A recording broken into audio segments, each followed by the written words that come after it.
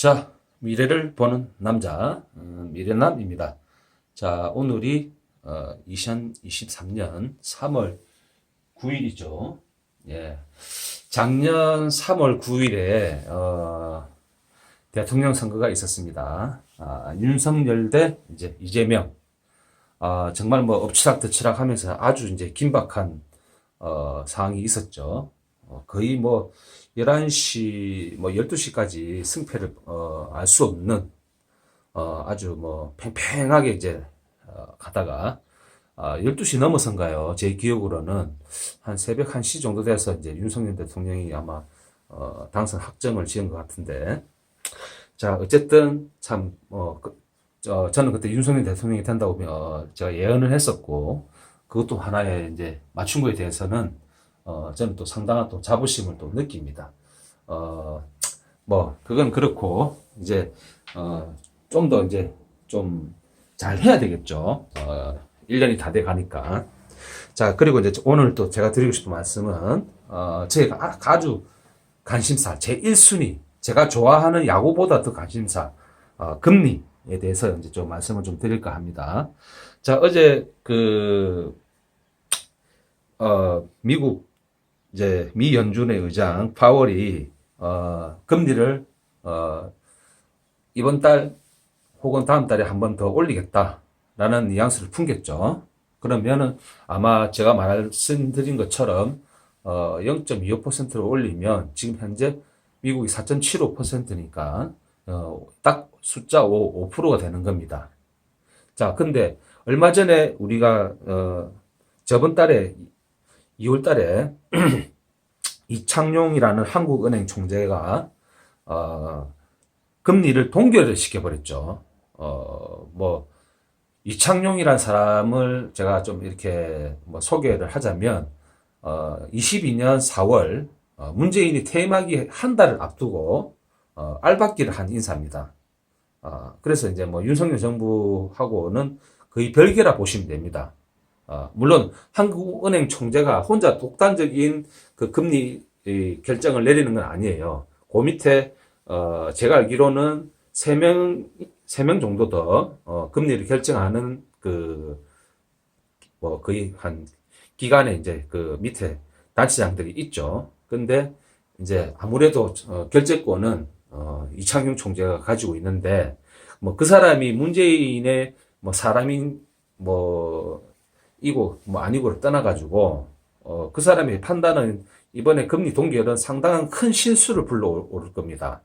왜냐하면 미국이 이미 벌써 6% 혹은 진짜 많게는 7%까지 금리를 올리겠다고 말한 이유는 지금 너무나 세계적인 물가가 치솟았어요. 그 물가를 잡기 위해서 지금의 조금의 고통을 인내를 하고 금리를 올려가지고 돈을 흡입한 다음에 물가를 안정시킨 다음에 그 다음에 이제 금리를 다시 인하를 하는 계획을 잡아야 된다고 저는 맞다고 봅니다. 저는 파월 미 연준 금리 의장이 저는 잘하고 있다 생각을 해요. 제 경제 논리상. 근데 한국은행 이창용이라는 은행 총장은 저는 이 세계적인 흐름을 너무 못 보는 것 같아요. 우리나라가 무슨 기축통화 국가입니까? 우리나라가 강대국이에요? 우리나라가 그렇게 선진국입니까? 저는 그렇게 생각하지 않는데요. 선진국이라면은 말도 안 되는 값의 그랜저를 6천만 원이나 주고 살 그런 시스템이 안 갖춰줘야죠. 오히려 선진국이라면은 그 자국에서 만든 차를 더 싸게 사고 오히려 외국 사람들이 더 비싸게 사야 되는 게 그게 더 선진국이지 않나요? 저는 우리나라를 아직까지 나는 선진국이라고는 저는 생각을 안 합니다.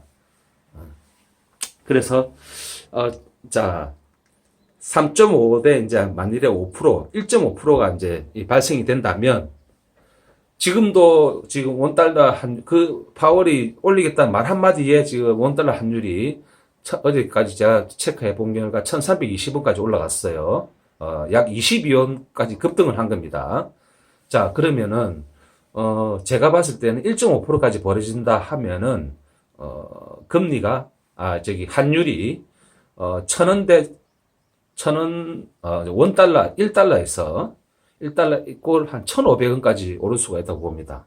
그러면 한국에 있는 이 자금들은 하나둘씩 빠져나가면서 제가 그때 말씀드린 것처럼 은행 하나가 쓰러지겠죠. 은행은 사기업이긴 하지만 공공재 성격을 가지고 있습니다.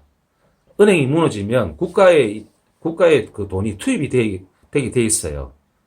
뭐 하나은행, 우리은행, 농협 다 뭐 기업이긴 하지만 공공재 성격을 지니고 있습니다. 통신사도 마찬가지예요. 이번에 통신 3사가 다들 뭐 30기가씩 받았죠. 저는 LG U+를 써가지고 2.5기가 바이트밖에 못 받았습니다. 뭐 그거는 뭐 그렇다 치더라도 그 윤석열 정부가 통신사 하나를 더 세운다고 이제 발표를 예견을 하니까 통신사 3사가 사실은 요금을 낮춰줘야 되는데 급박하게 30기가바이트를 앱다 선물이라 하면서 줘버린 거죠. 근데 지금 국민들 여론이 별로 안 좋습니다. 통신사 하나가 더 생겨가지고 나머지 통신사 3사가 지금 거의 뭐 3사가 또 독과점을 하고 있는 상황을 좀 견제를 좀 해줬으면 하는 어떤 그런 속마음을 가진 국민들이 많더라고요. 제가 뭐 헬스클럽이라든지 여러 사람을 만나봐도 통신비가 사실은 많이 부담스럽다. 보통 한 5만원, 평균 한 5만원 내는데 4인 가족 한 20만원 정도가 나갑니다. 그러니까 제가 우리나라가 아직까지 이런 면에서는 선진국이 아니라고 보는 겁니다. 자, 그래서 제가 이제 오늘 출근하기 전에 뭐 이제 벌떡 일어나가지고 지금 이제 뭐 조금 뭐 평상시보다 이제 좀 급하다 보니까 말이 약간은 좀 두서가 없었지만은 자, 문제의 핵심 요점을 말씀을 드릴게요. 자, 미국 금리가 현재 4.75% 기준금리가, 그 다음에 한국이 3.5에서 저번 달에 저는 한 3.7% 혹은 한 4%까지라도 좀 올리기를 바랬었는데 3.5%까지 그냥 동기를 시켜버렸어요. 그러면 지금 1.75% 차이가 나는데, 1.25% 차이가 나는데, 분명히 미국이 자이언트 스텝을 밟으면 더 큰 영향이 올 거고요. 베이비 스텝을 밟아서 제 생각에는 5%까지는 올릴 겁니다. 3월 혹은 4월 안에. 그러면 우리나라는 제2의 IMF를 맞을 준비를 해야 될 수도 있다는 겁니다. 외국 환율이 전부 다 빠져나가서 돈이 없어가지고 발을 동동동 구를 수도 있다는 얘기입니다. 그래서 제가 말씀드린 거는 이창용 한국은행 총재는 제 영상을 보시거든 저번 달 2월 달에 동결시킨 부분을 반성을 하시고 금리를 3월 안에 한 번 더 올려야 됩니다. 이 얘기를 하고 싶었어요. 더 큰 할을 부를 수가 있습니다. 경제를 조금 더 세계적인 폭넓게 공부를 하시고 세계 물가를 잡기 위해서 저는 노력을 하는 부분에 대해서는 저는 개인적으로 찬성을 합니다. 물가를 잡아야 돼요. 물가가 싼 게 그게 복지입니다. 물가가 높은 게 재앙이에요. 우리가 베네수엘라를 보면서 체험을 했지 않습니까? 최고의 복지는요, 서민들의 최고의 복지는 저물가입니다. 저물가. 봉돈을 주거나 뭐 이런 뭐 그런 게 아니라 지원금을 주고 뭐 세금을 깎아주는 게 아니라 생활 물가를 낮춰주는 겁니다. 저물가입니다. 물건값이 싸야 돼요. 밥값이 싸야 됩니다. 그게 최고의 복지입니다.